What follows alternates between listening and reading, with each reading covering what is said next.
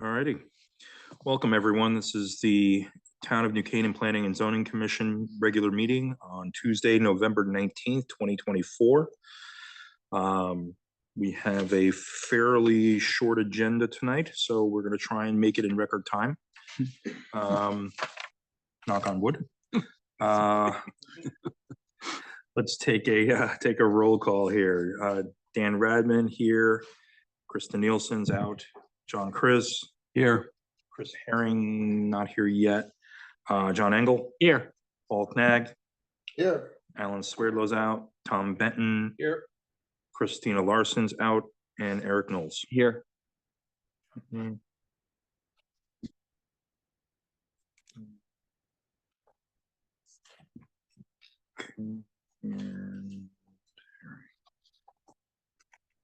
Okay, got it. All righty. Roll right into this. The first application here, we have 151 Main Street, affectionately known as the library. Upon application of Paul Stone Carp Associates Incorporated, authorized agent for the New Canaan Library Association owners, for a site plan approval pursuant to section 5.10.K.3.C to allow the construction of an additional sign in the quasi-public library overlay zone at 151 Main Street, map T, block 65, lot 98. Mr. Stone, just acknowledging Chris Herring has just joined the meeting. All right, hi, this is Paul Stone from Carp Associates, here representing the library for a site sign application permit. So I'll share the screen.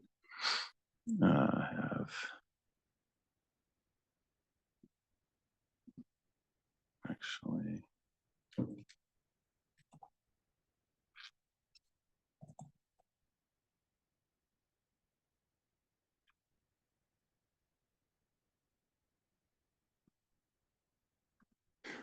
okay, as you can see up on the screen, this is something that was in the application, the material that you would have seen.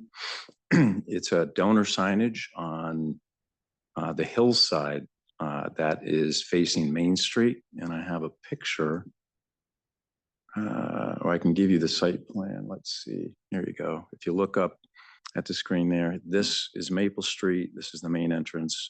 The parking lot is down here. This is Main Street here and the intersection with Cherry Street. The proposed installation of this site sign is right here. And it's lined up with the telephone building, the telegraph building. And I'll give you just a short, brief reason for that with a letter that Ellen Cravato, who is the executive director, but just to show, you see the place right here and where it's lined up, and I'll read the letter in a second. You see how it's installed, which is going to be, with concrete sonotubes here, but this sign is what you saw earlier. It's essentially stainless steel, and it looks like that. And these are cutouts. The letters are cutouts. So going back here, this is the grade level, of course, and this is the height. You can see the height it's about 6 to 9 inches, depending upon which fold. Looking at it from bird's eye view over here, you see it's got a little bend to it, and each of these circles represents the sonotubes or the anchors that are hidden, that are buried in the ground, that stabilizes this. Overall, it's about 4 feet from here to here. I don't know if you can see the cursor from there to there, and yeah, that's all that is. But as you can see, the topography kind of rolls up. So the background of this is really just going to be the hillside. I actually have a photograph that I took. So I'm standing right out in front of the telegraph building, looking west at the library, and this is the hillside, and this is right in this area here is where this would be tucked in.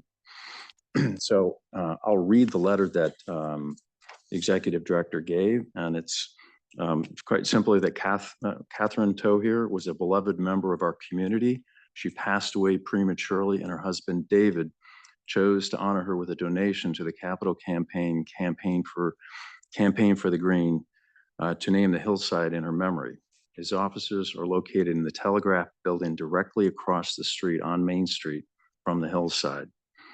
I thought it would be special to have a unique sign for her that he could see every day as he looks from his window that honors her memory. So that's basically it in a nutshell. There aren't any other site sign, donor signs. There's the library sign we have on the corner at the Children's Playground, which is on the intersection Maple Street and South Avenue there. As you're coming north on South Avenue, you see that. The one we're proposing here would be much, much smaller. I think the one on that's about 12 feet, 14 feet long, and it's about 12-inch high letters. This would be, the letters would be about, these letters, if this is about 9 inches, these letters are about 2.5 inches or something like that. And overall, from here to here is 4 feet. And again, tucked into the hillside, right here. So that's kind of it in a nutshell. Gives you sort of where it is in place, what the materials are made of, and sort of the reasoning behind it. So It's brushed or shiny. it would be a brushed. It would be brushed. It's not polished, but it's something like what you would see at the main front door. In fact, let me go to that. I have a picture in here somewhere.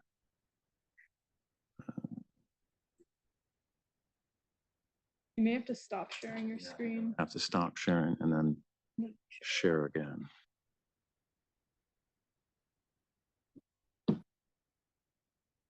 While you pull it up, you said it's 4 feet So, long. What was the height above ground? it's about 9 inches at the height of 6 to 9. I can go back to that in a second, but you see that here? Let me see if I can zoom in. If you blow up the plans, it's 6 inches above the earth and 9 inches high, the piece of metal. 6 inches above. Here, let me go 9. back to that. Is it lit? No.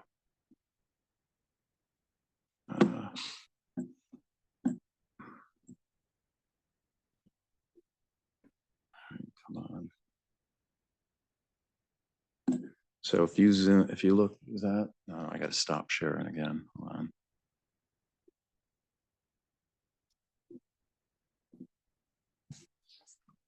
So in some, Mr. Stone, this is a sign about sort of lightly brushed metal. It will not be illuminated. It's around 4 feet long. It'll be about a little less than a foot above ground, of grade. And the sign itself will be about 7-8 inches in height. No, and again, no illumination. Correct, between 6 and 9. I don't know if you can see that in the upper left hand Yeah. here. Let me see if I can blow that up more. Yeah, the sign's only 9 inches. Yeah. As you can see here, that 9-inch dimension is to the high point because it's not level across. So from the bottom of the sign, it's 9 inches, and that's depending upon the grade, a couple inches. It's almost touching the ground here, and the grade drops off. It's, Is there any other donor signage planned for the site? nope. How will the sign be secured to the wall? It's on footings. These are metal posts right here. If you can see Yeah. the image, each one of these is a 1.5 inch round, or 1.5 by 1.5 square stainless steel post sunk into, this is concrete here. So it's a round concrete thing. It's buried in the ground that you don't see. Here's the level of the ground right here, that dark, if you can see the cursor. Understood. So solidly attached to the wall. Yes, it will not blow over or get knocked over. Thank you. Does it, I mean, it's up to you guys, but seems like a lot of footings for a 4-foot sign. I didn't design it. No, I'm just commenting, you know. It's, I think it's meant for the ages. It's meant for the ages. Oh, it will survive the ages. That was the design intent, if I had to ask the architect. It's fine. Just an observation. Commissioners, anything further on this one? On a motion to approve? Well, is there anyone out in the public that has any comments on this one? So this is just a site plan. Oh, this is just site plan, yeah, So you can also vote on it now. we can. But we don't have to take a public comment on this. Okay. Commissioners, I heard a motion to approve. Second. I heard a second. Any comments, conditions? Motion to approve because it's consistent with the architecture of the building. It's consistent with the neighborhood. It's attractive. It's not too large. It's not lit, which is in keeping with our regulations. And it seems to be well constructed, as you say, for the ages. So for those reasons, motion to approve. Do we have to, Sarah, do we have to condition that it not be lit or? No, they didn't ask. Okay. Call to vote. I vote Dan Radman. I vote yes. John Chris, Yes. Chris Herring, Yes. John Engel, Yes. Paul Knag, Yes. Tom Benton, Yes. and Eric Knowles. Yep. Yes. Approved. Thank you so much. Appreciate your time.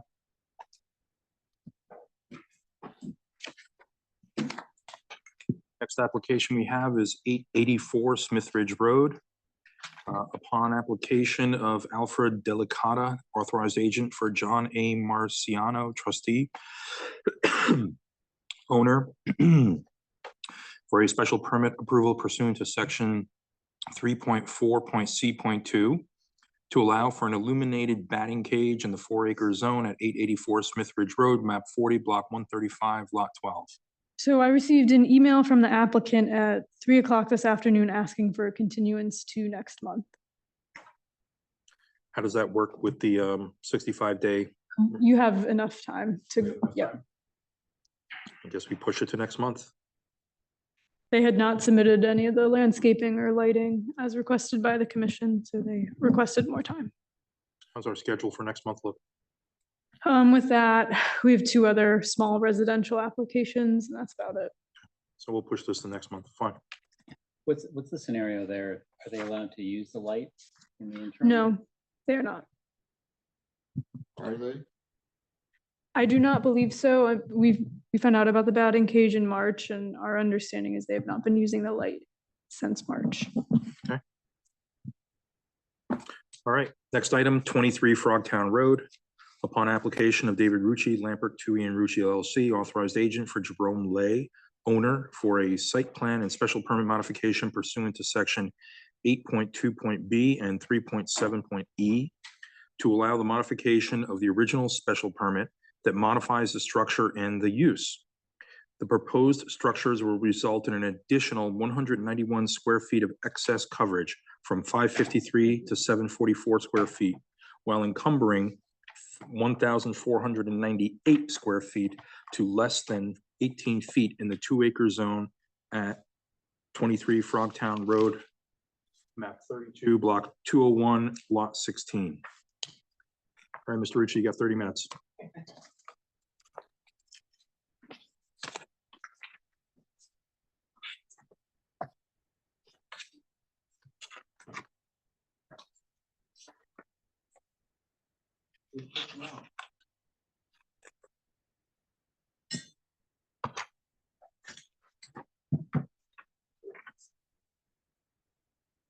It goes to post attending on you.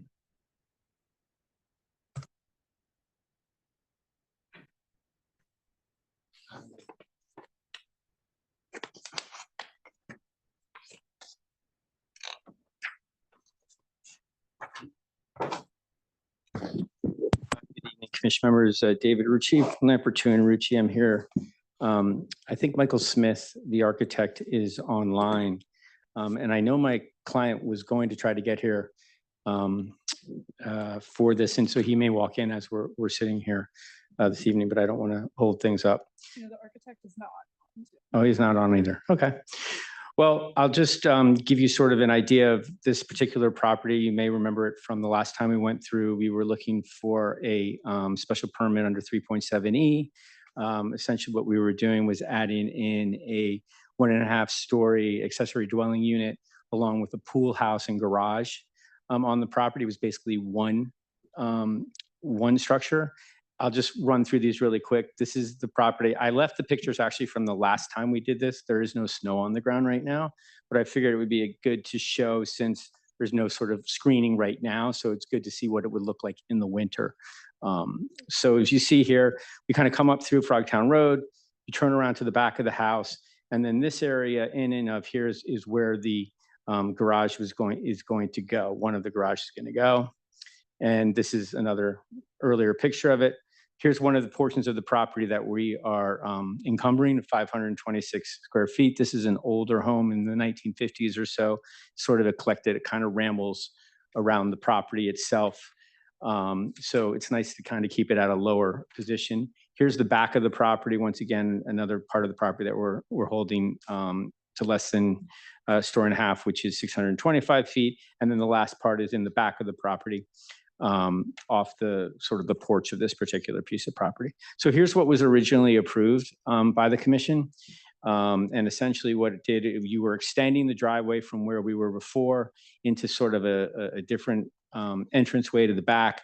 We had an accessory dwelling unit in here. We had a 3-car garage up here, and then we had sort of a pool house / accessory dwelling unit on the bottom. That's what was originally approved, and that was about 553 square feet over coverage at that point, over what we were allowable, and that was eventually approved. This is sort of just the side view of that. This is the new plan, the modified plan. When they looked at doing this project the last time, essentially what they came up with was they didn't think they needed that big a structure to accomplish what their goals were. And the accessory dwelling unit in and of itself was not necessarily something that they were really interested in. They really were interested in a pool house itself. So when they went back to the architect to sort of modify this particular plan, what they came up with is you can still put your garage here, 3-car garage, and what you should do is add a smaller structure on the other side of the pool that's just a pool house. In doing so, they would increase what they requested last time by about 191 square feet. They're still under what is approved in the sense that you approved essentially up to 5,971 square feet. Of which we were encumbering 1186 for that last amount. And now we sort of have a net of 5 square feet left if we wanted to do something. But notwithstanding that, we said we weren't going to go all the way up to that particular level at the time, which is why we're back today for this modified plan. Here's what it would look like, the new plan. So they don't need to extend the garage, so they don't need to basically put up any more impervious surface or anything like that. They just essentially add the garage to it. It's connected by a breezeway here, and once you connect it, it's still considered an accessory structure. There was some thought about, well, we wouldn't even need this if we could just sort of, connect the whole thing without the breezeway. But once again, then we would be adding even more footprint at that particular time. So they have this here, which is just really once again, a 1-story building here. And then in the back, you can see they added a smaller structure in the back here for the pool house itself. Breezeway considered coverage. Yes. Here's a picture of the, so anyway, that's what adds some of the coverage that I'm talking about today is the breezeway itself. Here's what the pool house would look like in the rear of the property. Just a 1-story, it's got a little rec room in the interior of it and a bathroom in there as well. I should have done these the other way around. Sorry. This is what it would look like for the garage and the breezeway, the new garage and the breezeway. And this is what I talked about a little bit earlier, is that, we're encumbering this space, additional up to 1496 square feet. We've added, we went from 553 to 744, with the total of 5,976 square feet. I put in the site plan here. This has been through engineering and wetlands and the groups and essentially approved as far as the drainage policy goes. It's actually a good result just based on the fact that we have like almost 1,700 square feet less in impervious surface now than we had before. So there's going to be less grading, less soil disturbance. We don't need to put up the retaining walls that we had. We kind of had some extensive retaining walls the last time around. And we also have a lower wall height for the garage, so that structure is lower, and so is the pool house in and of itself is lower, albeit it's somewhat closer to the property line of the neighbor. Jerome Lay is here with me as well. So we're just going through the project. These are just the architectural plans showing, we don't really need the basement. The pre and post, like what we were initially doing and what we're doing today. This is once again showing what it looks like today versus what we had earlier. This is the interior of the pool house on the property. And these are just height, showing what your height is going to look like on the property. Once again, showing the different sight line views. As far as neighboring properties, just to refamiliarize yourself with this particular piece of property. You can see here that we did the same drawing that we had last time. Sorry. I just went too far. So here's the neighbor. This is the northern property line. Here's where the garage is going to start. You can see it's fairly well screened on that particular piece of property. Once again, there's screening. This is looking to the north. This is looking to the east. Here's the west, and you can see there's still some significant screening, pine trees in and of this area here. And the pool house is going to go here in this little area. This is once again trying to show you what the sight line is going to look like. So in this particular document, sorry, I have somebody on the side. I can't tell who's there. Here we go. Okay. It shows you where the house is next door, which is down here, and then where this pool house is going to be. And you can see that these trees already are taller than that particular building that's going to be sitting there now. These are those trees that we were talking about earlier. And once again, this is just showing sort of what it looks like from the site, because the site drops off, but still up in this area, it's pretty, it's not like this neighbor's going to be looking up into this particular pool house. This is a landscape plan. You can see that we have plantings going along the northern part of the property, and some of these are also going to be added in the rear of the property as well. There's already, as you can see, this existing vegetative wall here on the property.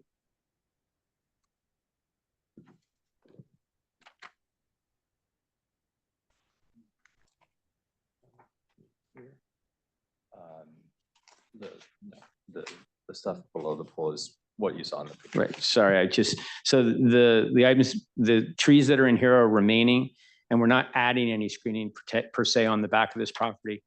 You may recall on the first application that the commission did approve the application, but they did want a landscape plan presented on the property. In this particular case, since everything's going to be lower, this is the plan that we're submitting at this particular point in time. I have not heard from any neighbors complaints to this property. They did come and talk to us the first time this application came through, but I've not heard from them since the second notice went out. And you may recall we were here last month, but this just got turned over to last month. So that's why the front page of my handout has October 29th on it. I'm not sure if you have any questions at this point. Commissioner Chris, a few. So in the planned 3-car garage, there's going to be a lift also. This elevator, I'm not sure the elevator or lift. So yeah, it's a lift. This is Jerome Lay, homeowner. It's a lift that lowers the car into the basement of the garage. And so if a car is lowered, what will be on the grade level? So the grade level from the outside, you'll just see a 1-story or 1.5-story maybe garage. When you drive the car inside, it's a flush floor plate, if you will. that sinks into the ground, into the basement. So from the outside, it doesn't look like anything other than a one-story garage. So it's gonna be essentially a 4-car garage.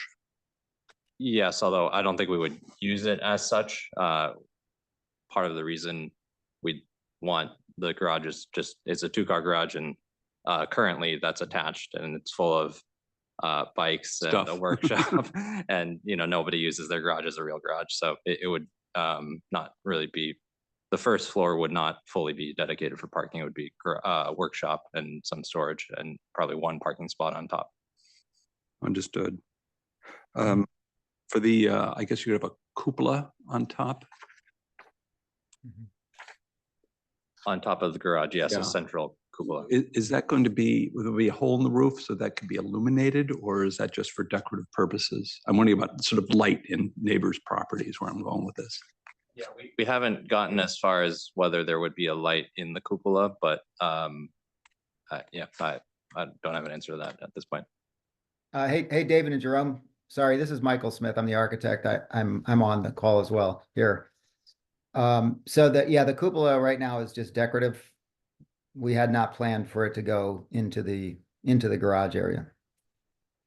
And Mr. Finn, you mentioned landscaping. So what plant material are you intending to put on the property, assuming this is approved, and where and how much, if any? I think Michael, can you speak to that? I can't see what he is, it's all evergreen planting, but it gets cut off at the top. What species he has there? It's So cotton yeah, green so there's giant. 17 green Green giants. giant in the plan. Yeah, if you, So the screening you see at the north of the property, it's sort of not quite related to this project. Currently, our neighbor does not use that portion of their lot. It's just sort of overgrown. And we wanted to, in case they did knock down their house at some point, have some screening there, so they wouldn't be looking into our pool. So that picket line is going to be our green giant that you will install on the edge of your property. Correct. Okay, fair enough. Thank you. Those are my questions. Thank you, Mr. Chairman. How big was, how much, the original building application where the garage was detached and it was 2 stories with the lower story discharging into the pool. You're basically taking that and spinning it so that the garage is away from the house now and the pool is facing the house and moving it away from the house, correct? It's just staying in the same place. Sorry, the pool The house pool is being, function. yes. So the original where it was a combination pool house and garage, upper level was garage, lower level was pool house. Is that correct that that was the 1186 square feet? The footprint of that was approximately 1,000 square feet. 1106. 1106. 1106. So is the 1186 the new number? Now we're proposing an additional 101 square feet. So it's going to, What's the footprint of the new garage and what's the footprint of the new pool house? okay, so Michael, can you answer that quickly? Can you go, I don't have those numbers handy, but Okay, well, I have them. it's 11, it's about 11, a little over 1100 for the garage. And the pool house was about, if I remember, it should be on the plan there. David was about. Yeah, I know, I have it. Okay, so.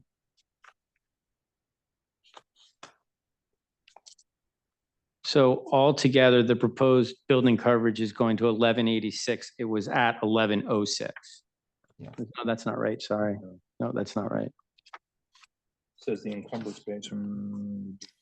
So I'll maybe go off memory while we're looking up the exact numbers. The footprint of the original double-decker combined structure was approximately 1,000 square feet. And we were encumbering enough square footage such that we could build up to 11 something square feet. Now we are building all the way up to the encumbered threshold. Does that make sense? Yeah, so our total, the proposed building coverage is 1186 now for the pool house and the The new garage. number? That's new. That leaves us at 5,971 square feet total. So essentially what we've done is we went from excess coverage of 553 to 744. The additional coverage that was added. And the additional coverage is because you'll lose the driveway. I'm sorry? Driveway won't be built. Correct. So that's the Correct. coverage that Yeah, the will no longer be additional, covered. the additional coverage that's available to us is just what we deed restricted from a height perspective on the house. So we encumbered, we deed restricted more of the house originally than we needed to for what we planned to build. And so we had extra coverage available. And so rather than building 1,000 square foot footprint with 1,000 square foot coverage, we increased it approximately to 1186, I think you said the number was, and that took advantage of the additional deed restricted area of the house that we weren't previously using.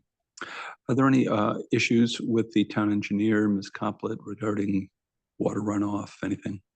No, this is less impervious surface than what was approved initially. So she has no issues with this? No issues with that. Yeah, the impervious surface is a reduction of about 1,600, almost 1,700 square feet from the prior plan. And there will be an additional septic put in?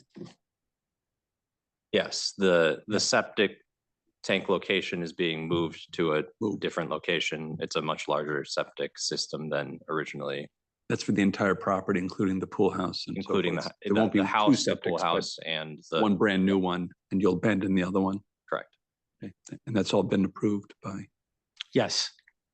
thank you.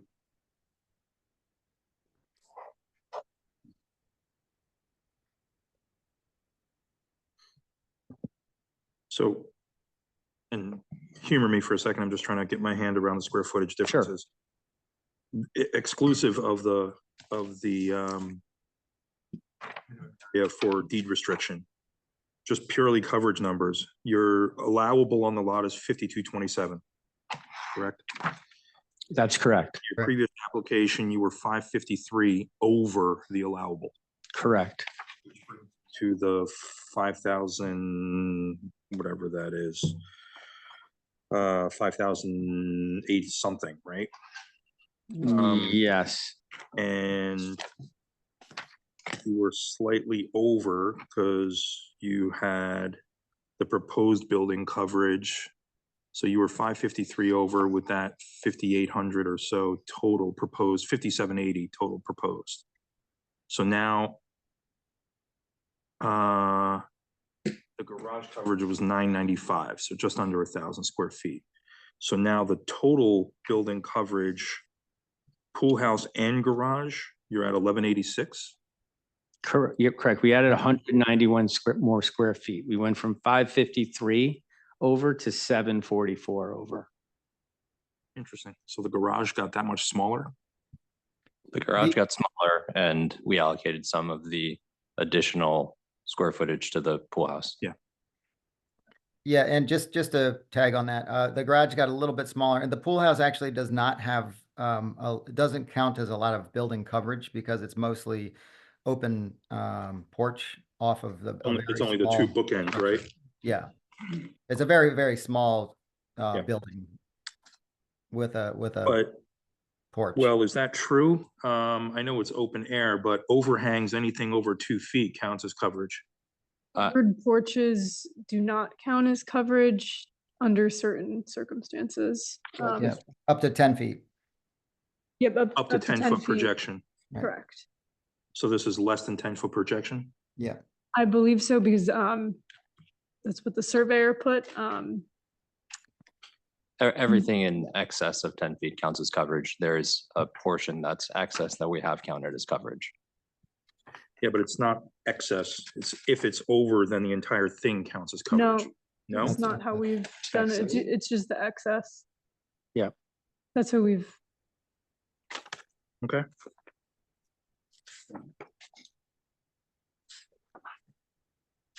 So what is this, what square footage does this pool house have? I do not have the, 'Cause if I'm reading it correctly, the pool house would have coverage of about but actually have a roof structure of about 1,200 square feet. Like, Yeah, that's, I thought I wrote that down in there. Yeah, it should have been on the plan there.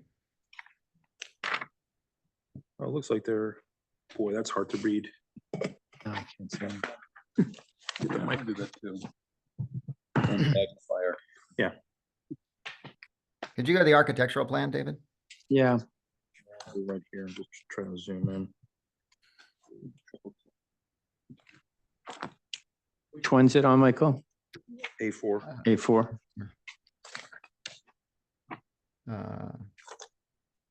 Looks like it's exactly 10 feet for the projecting to the face of the columns. Okay. That's right.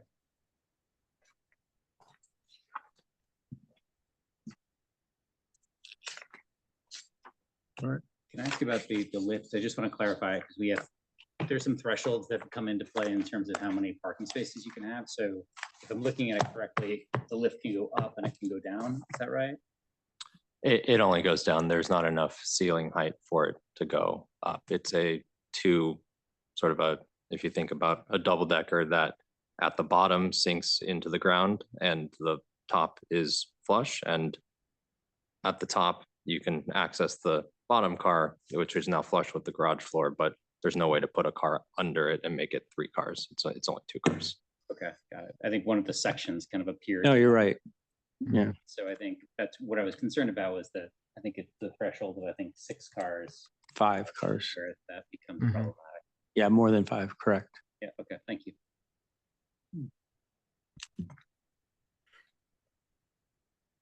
Commissioners, anything further?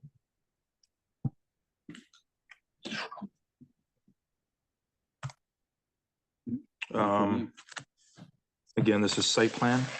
No, this is just a modification of our original special permit. you should ask for public comment. Yeah. Because it is special permit. Anyone in the local public want to comment? Anyone on Zoom world that wants to comment on this application? Okay. Anything further, Mr. Rucci? No, thank you. Commissioners, anything further for the applicant? No. Nope. Okay, thank you. This application is closed. Thank you. Thank you. Commissioners, would you like to discuss or make a motion on this particular application? 23 Frogtown Road. Commissioner Chris, I move we approve. I don't have any You condition. can't vote. Can't vote? No, Okay, because you're in the public hearing. Oh, we have to Yep, you gotta wait. wait until the end of Yep. item 4. Okay. Okay, Do we deliberate now, or? yeah, deliberate now. That we do want to do. So did you close the public hearing or? I closed the public hearing. Okay, so then you should wait till agenda item 5 for deliberation. Okay.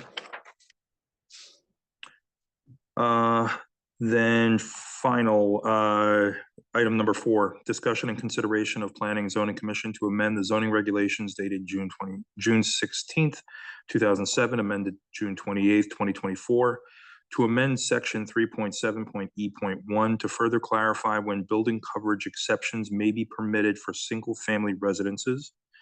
A complete copy of the proposed amendment on file in town office and at that particular link. So commissioners, if you remember, this has to do with a couple of applications we've seen over the last year or two where it could be a completely new build and they come to us for coverage exceptions, similar to the application we just heard, but and coverage exceptions on brand new construction where theoretically the reasoning can be, well, you had that big a lot and that's what you had to build with. You should design towards that, as opposed to an older structure that, you know, someone purchased and comes with its baggage in terms of size and coverage and setbacks and everything else, that there might be a more legitimate, what I describe as a more legitimate reason for coverage leniency for a project. And what we're discussing, and correct me if I'm wrong, is 50 years. Is that right? 50-year limit. So the age of the house has to be 50 years or older in order to qualify for that type of a coverage exemption or a coverage modification for building coverage. I don't know if all of you have had a chance to read it online. It's pretty simple, straightforward. What's know. the magic in 50 years? What's the what? What's the reason for 50 years? So I did a review of subdivisions in New Canaan historically, and I would say once you get into the 1980s, that's when the trend of maxing out new construction started, and it picked up really in the early 2000s. But I think houses built in the 70s and earlier tended to be smaller and have more eclectic architectural issues. So that's how we got to that. So I'm just going to, where is it? McMansion. No, it's not coming up. Is there a reason that we want to do 50 years prior to the date of the special permit application, and not just pick a date certain? Right, not just say January 1, 1974? Because if this goes on for, you know, if this isn't modified in the next how many ever years, and it's 2036, and now we're talking about buildings built in 1986. Mhm. Why don't we just pick 74? Call it a day. I like that reasoning. I guess on the other side of the No coin, confusion.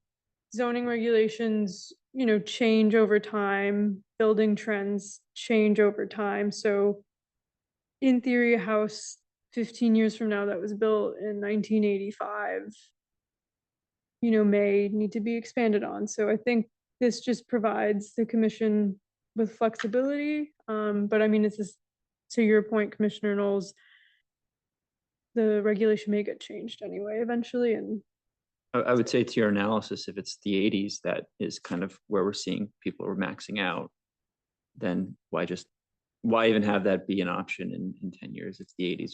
If your analysis showed in the 80s, homes were bigger, and then the 70s, they weren't. And then, so, you know, we pick a year. I don't know. Fair. So I'd say. May I ask, it was part of your analysis to, I mean, I think one of the intents of this, I recall a house over in Ponus where we allowed additional coverage to kind of allow a mid-century modern to be preserved and allow for an oversized pool house to kind of accommodate the structures. so the zoning regulations have a separate provision for mid-century moderns specifically. So, Okay, so But you that's had the no only- correlation between mid-century moderns and the state range? no, because it's just a completely separate item. And then we also have a historic preservation provision as well, which 112 Main Street used last month. But Mhm. it's the same thing. If you have a nice old colonial that was built in 1700 and you want to expand it, in theory, you could use that regulation to do so.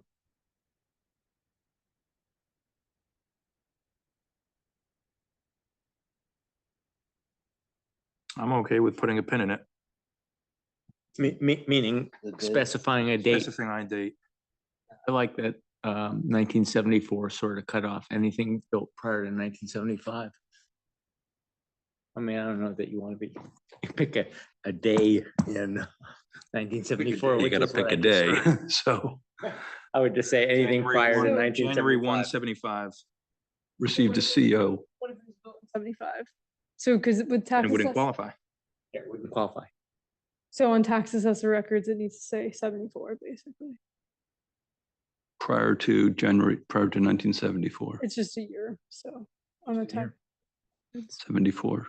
Yeah. This is, if I remember, this is, came up due to the Country Club Road application. That was one of them. Yeah, Then there was the application we also denied on Old Studio, I believe it was, Yes. about a year and a half ago. Yeah, I Same remember. thing, Yeah. two acre lot, and they were building a new, and they I- decided they needed much more coverage. I don't want to overcomplicate this, but I think it's important to note that we did also go back to when this regulation was adopted Mhm. in 2007. And I just want to note that it was adopted, and then the next meeting, the commission had 2 applications for new construction using this regulation, and they approved them. So I do think the original intent was not necessarily for the path you all are going down, and that's fine that you all want to change it, but I think it's just important to know that that was not the intention in 2007. I like our current direction.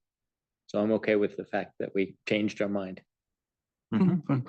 I think coverage issues are something we're to be looking at more carefully going forward as a general issue. Yeah, I mean, another one of our topics here is going to be discussing our upcoming zoning regulation amendment or, overhaul. So that might come into play. That discussion will come into play again once that whole effort gets underway. But I'm good with putting a pin in it, January 1st, 1975. Okay, so based on Town of New Canaan tax assessor records or building permit files, the principal structure on the lot shall be constructed prior to 1975. Correct. What do you mean by constructed? Should we say January, the CO or something like that? Constructed means finished construction or under construction? That can, well, be careful because there are houses that are built that sometimes never get a C of O or get a C of O 10 years after they were built. True. I would okay. say anything that has a building submitted, principal structure submitted for building permit. How Prior to- about, how about just based on Town of New Canaan tax assessor records? And then 'Cause those it's are just a easy to year, find. it's just a year, because with building permit files, okay, we have a date of 1973, but I don't know when the CO was issued, so maybe just tax assessor. That's fine. records. Yeah. Yeah, that's fine. Okay.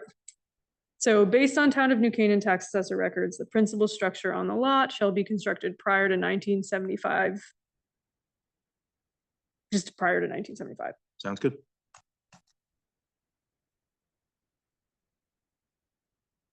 I may just add the language to be eligible to use this regulation. You need somebody to make a motion. Public Um, comment? gotta- Public comment on this one? You do have to do public comment.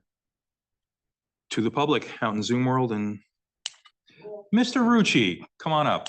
Taking away my 150 feet front yard, taking this away. Easier. What do you mean taking away? It's more like giving you.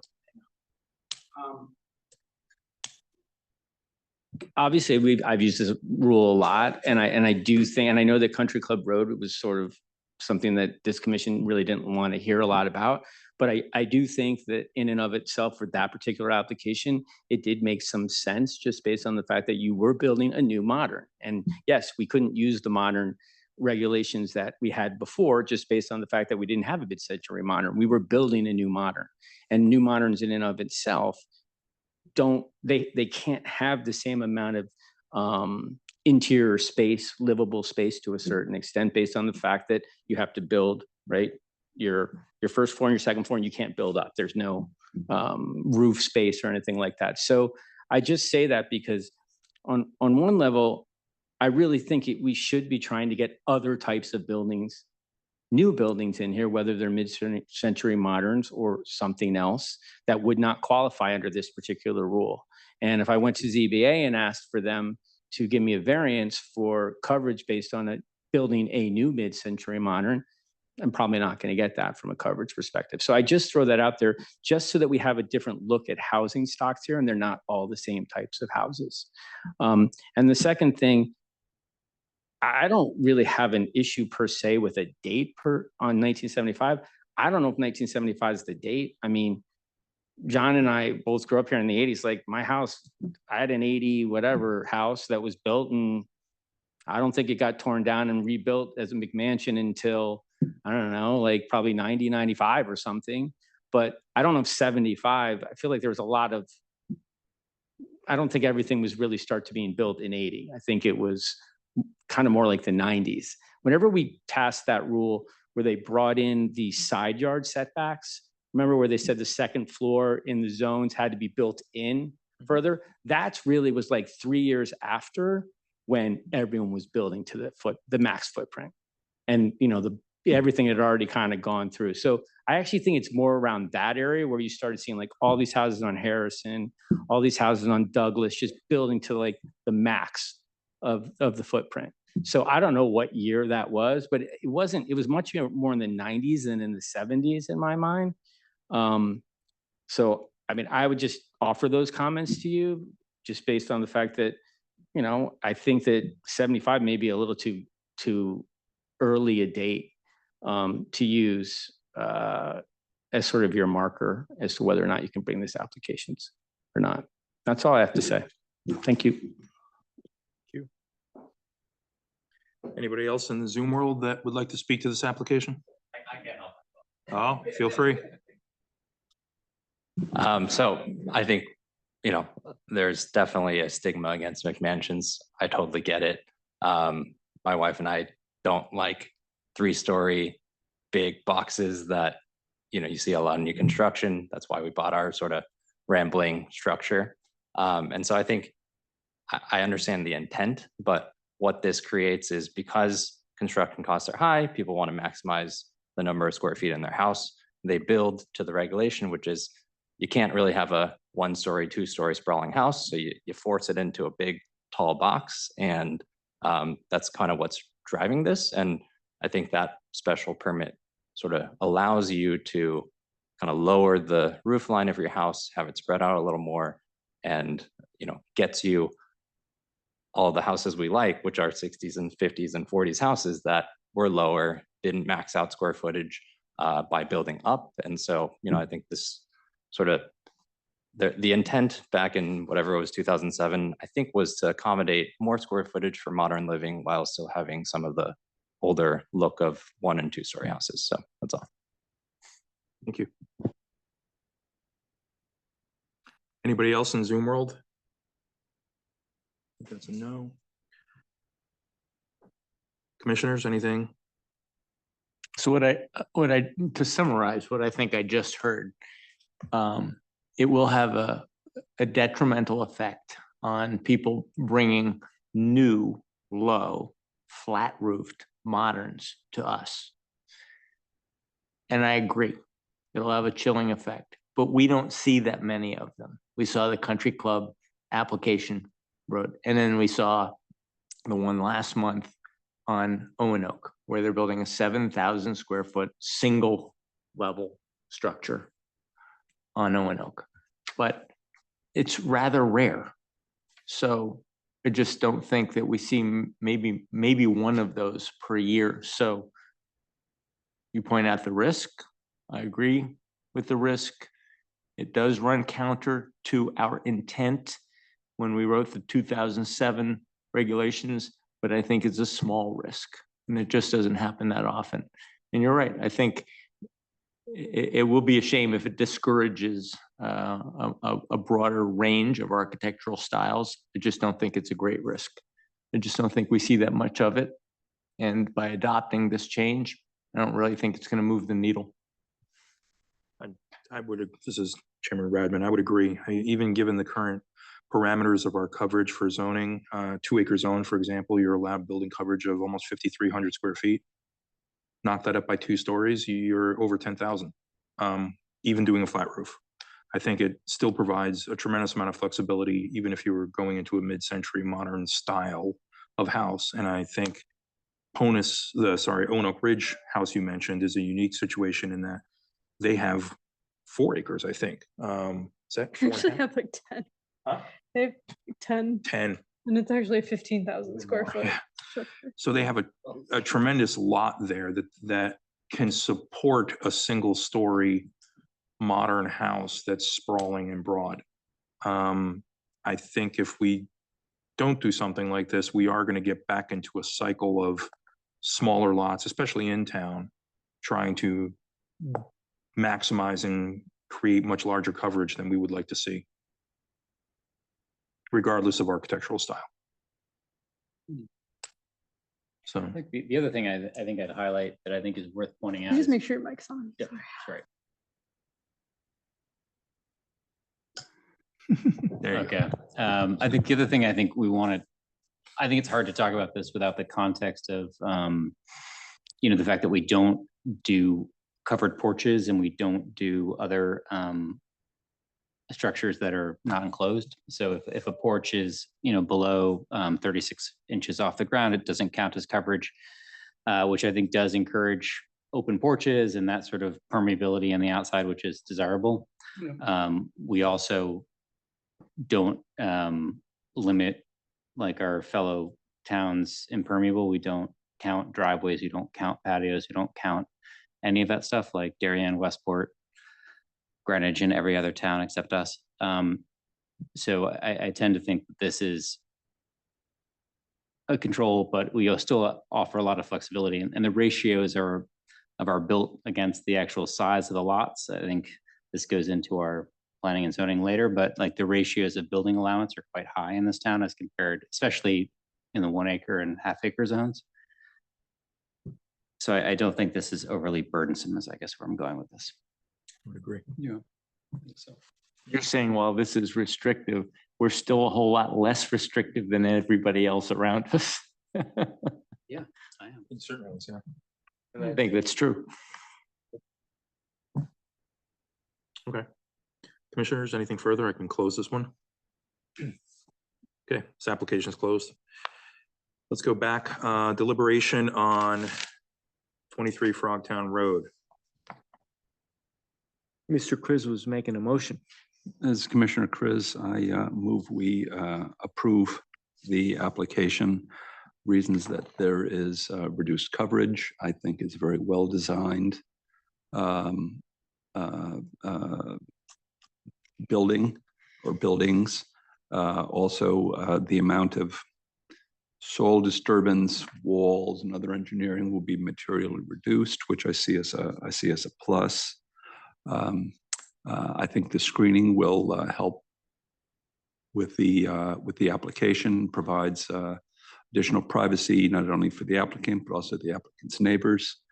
I see it as a really well-designed application, so that's why I move. Second. You got it. Who seconded? Sorry. Can I- Okay. Call to vote. Dan Radman, I vote yes. John Chris, Yes. Chris Herring, Yes. John Engel. Yes. Paul Knag, Yes. Tom Benton, Yes. Eric Knowles. Yes. Approved. Thank you. Thank you. Good luck with your project. Okay, Commissioners, one more item here. Discussion and deliberation on the zoning amendment change. I think I closed out of it now. Here it is. So this is for where did I have it? Section 3.7.E.1, right? Adding sub item C. Now we're going to rephrase this. Do you want to just read out what you have? Yes, so here, I'll share my screen again, so you all have it. So adding C, which is based on Town of New Canaan tax assessor records, the principal structure on the lot shall be constructed prior to 1975 to be eligible to use this regulation. And I recommend, if you approve this, that the effective date be December 6th. December 6th. Agreed. Do I have a motion? Motion. Second? Second. Eric got the second that one. Call to vote. Dan Radman, I vote yes. John Chris, Yes. Chris Herring, Yes. John Engel, Yes. Paul Knag, Yes. Tom Benton, Yes. Eric Knowles. Yes. You need us to put on the record the reasons. You just moved right to the vote. I did, didn't I? You want those? Yes, please. My motion to approve based on the fact that this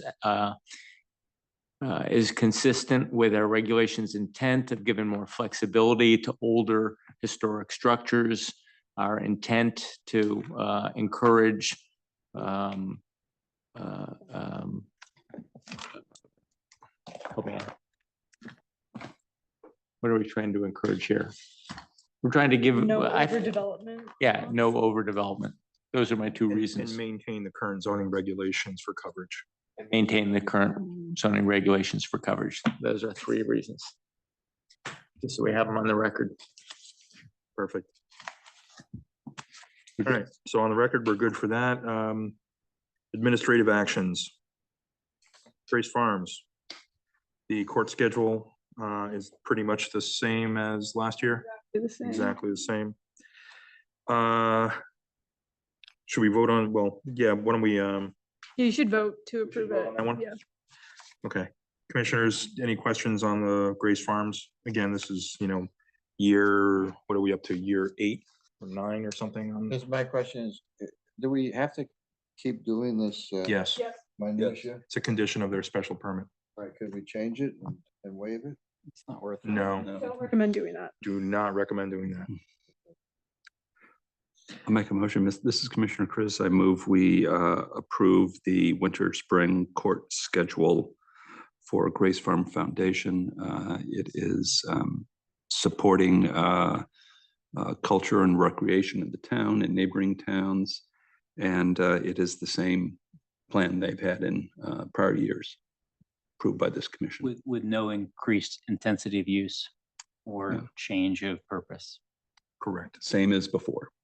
Yes, I just wanted to highlight those 2 Make- points. No, fair enough. Yep. fair enough. Do I have a second? Second, Sounds good. Call to vote. Dan Radman, I vote yes. John Chris. Yes. Chris Herring. Yes. John Engel. Yes. Paul Knag. yes. Tom Benton. Yes. Eric Knowles. Yes. Great. Passed on that one. Commissioner training.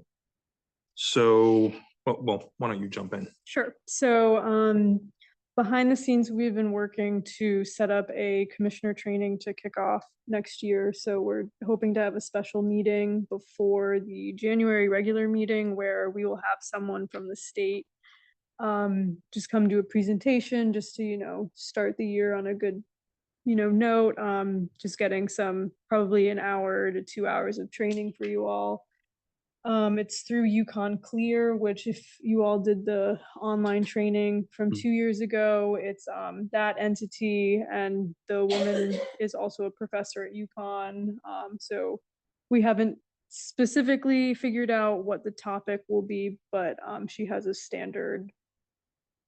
And will it be strictly her, or do you want to loop in? So it'll probably be an hour of her and then an hour of Bertram Moses. Right. With more.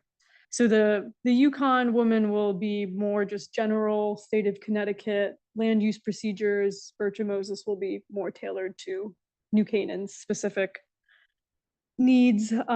We are contemplating January 23rd as the special meeting, and we're thinking of doing Zoom only. So there's not an extra night coming here, and it would probably just be 2 hours. And this will be a closed executive session, so No, or It it's a- cannot be. has to be It public? has to be public. Has to be public. Yes. So this is Commissioner Chris. So Ms. Carey, if you could just remind everyone what the training requirements are per the state Yeah, and how this so, meets those requirements. Sure. So the requirements are that you have to get, so if you're a commissioner in your first year, you have to get 4 hours of training. After that, you need 4 hours of training once every 4 years, and 1 hour of it has to be related to affordable housing. You all completed your 4 hours of training last year, so you are good until 2027. So we'll knock off 2 of your hours that you need before 2027. Then, and hopefully you get more than 4 hours of training between now and 2027. But And the That's a content requirement. of the training you said has not yet been determined, but we know who the professor is, and we know the general theme of it. Can we request Yes. things get covered?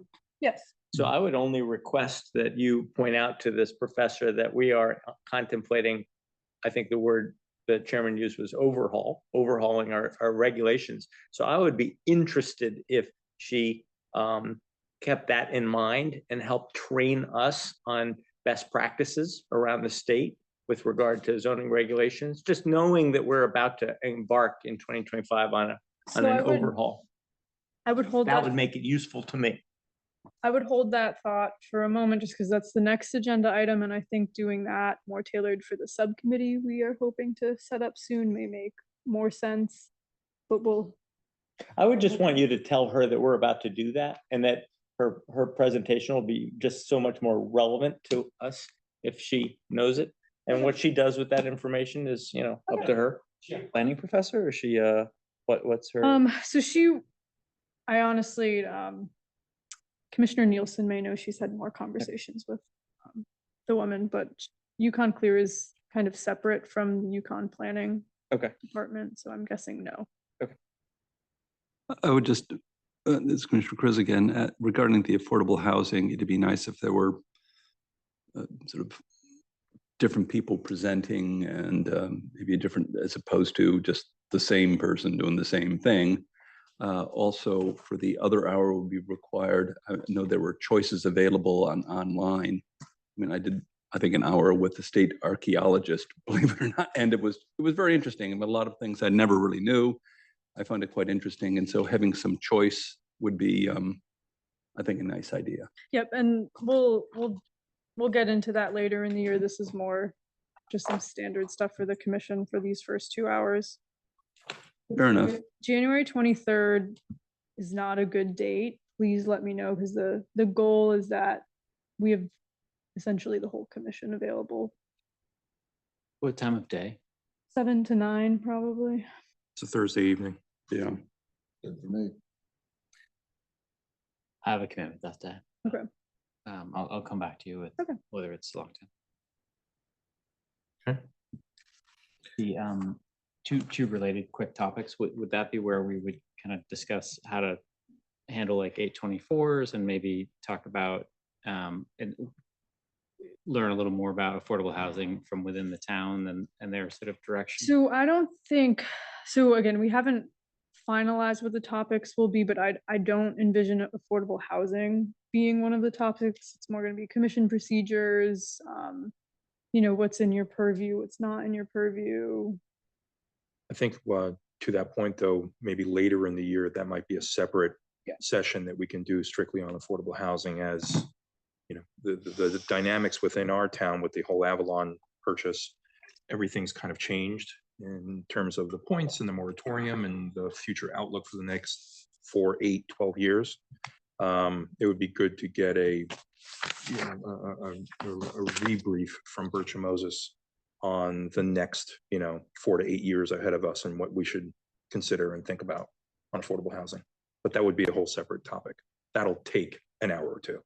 Yeah, definitely. Makes sense. Thank you. So last but not least, that's training. And then we have our zoning regulation update or overhaul, which we are planning to kick off next year. We will put together an agenda and a schedule for this. We will be going out with an RFP to consultants again to help us steer through this. Similar to the POCD, we'll have a subcommittee of 5 people. If you're interested in being on this subcommittee, just please send a note to Sarah, and we'll get a panel put together, a subcommittee put together, for that.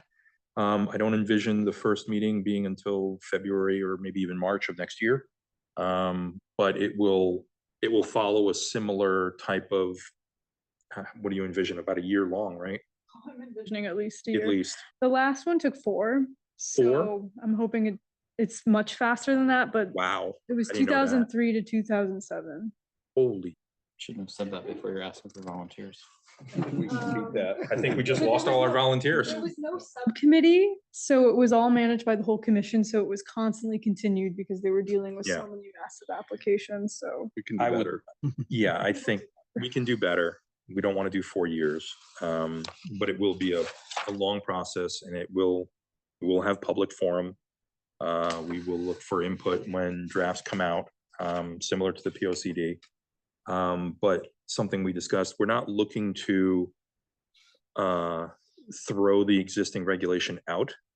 I don't think that's the goal. I think it's more, to your point, an overhaul. It's a refinement and modification of certain spec section or certain regulation sections that we're constantly dealing with and struggling to reinterpret and clarify and use properly, where our consultant can help us clean those up so that the regulation can be a little clearer, not only just for us, but for all future development in town, helping, people coming to town, whether it be someone buying a residence and understanding what their abilities are to, build on the property or expand the home, to larger scale developers coming to town and looking at lots and seeing what they can build in terms of whether it's affordable housing or multi-unit development. So I'll just jump in what the process is going to be over the next few months. The plan is that I am doing an internal review of the zoning regulations just from a staff perspective of what we find to be an issue or not an issue based on, historic issues with the commission, enforcement items that are unclear for us, those general things, building permit issues we run into based on the regulations, so we can get a sense before an RFP goes out of how much needs to be changed or may not need to be changed. And then the goal would be for the subcommittee to be formed by that point to understand at least where staff is at with the regulations, and they can, provide their 2 cents. And I think ideally the subcommittee would bless the RFP before it actually goes out, just so the subcommittee's on the same page about what it is we actually want out of a consultant. And I think ideally that all happens and the RFP is out by sometime in February or March. So we can. Who does this? Who would get the RFP? So I would write the RFP. We post it to various, planning entities, and there are many, many planning firms in the New York area, Hartford area, all around that. Similar to what we did with the POCD. I think we went out to 8 firms. 4 only responded, but I thought it was more than that because we Four only got responded. 3 replies. But why wouldn't we use Bertram and Moses? That's not what So- they do. That's not what they do. so they will likely review the final document before it gets updated. And when we have legal questions, we will go to them, but it's typical to have a planning consultant who are experts in zoning regulations to do this work. I would also suggest, We did this was with Planometrics was the company. I would also suggest, around? Kind of. I had reached out to him for the POCD and he wasn't interested, so I think he may be semi-retired. I would also suggest that Ms. Carey should also think selfishly, because we want to make sure we're using her talents and those of her staff to the highest and best use, so that we can simplify her life, so she has time to focus on the things that really need that high-end focus. So we want to simplify and make life easier for everybody. And also to the commissioners, I'd regardless. like. Agreed. Regardless of who ends up being on the subcommittee, the commission as a whole, you're encouraged, if you have any, Sarah will put together a deep dive on the current regulations to share with the commission. But if you have any particular regulations, you've been keeping a log of problem regs or anything you have questions on, please share those with Sarah. Yeah, please send them to me. Please send them to Sarah. And also respectively, I mean, some of us on this commission have, deeper experience with other jurisdictions and regulatory land use processes and practices, and with other firms. Eric, you're in the New York City world, right? If there's any particular consultants that you think would be appropriate for this type of an RFP, send the suggestion to Sarah. I think we need to just spread the umbrella wide here and get a broader range of consultants for this. Glenn Chalder was great. He's the Planometrics guy, right? Yeah. He was great, but if he's semi-retired, we're going to look elsewhere. So that's all we have for tonight. Last, The minutes, yeah. From a yep, scope, last. that's not gonna be zoning map, it's just gonna be zoning regs. So I would say that, when you're reviewing the zoning regulations, you may need to fine tune the zoning map. I will say there are some very strange things on the zoning map that you may want to change but I mean, we're not going to get rid of the 4-acre zone or like the 2-acre zone or something like that. There may be a refinement of the zoning map. That will probably be informed by the work of the Affordable Housing Committee. And what they're working on in terms of a potential overlay zone or a re-identification or an identification of potential areas for affordable housing. That's one of their mandates that they're working on. That could inform the planning, the future zoning map. I'm not saying it will, but it might. So, Anything further? Wait, anyone? what did you have in mind? Were we gonna like take No, no, I some, just wanted to take make some sure. land from Stanford or something? I mean, We could. Withdraw the business zone. redraw the business zone? There's several business zones and I would imagine something's gonna move a block this way or that way. Yeah. D get written since the last one? The perambulation line. No, you go back to well, that. so I remember that. He said to walk the Zone bounds. D is a whole I remember. complicated matter.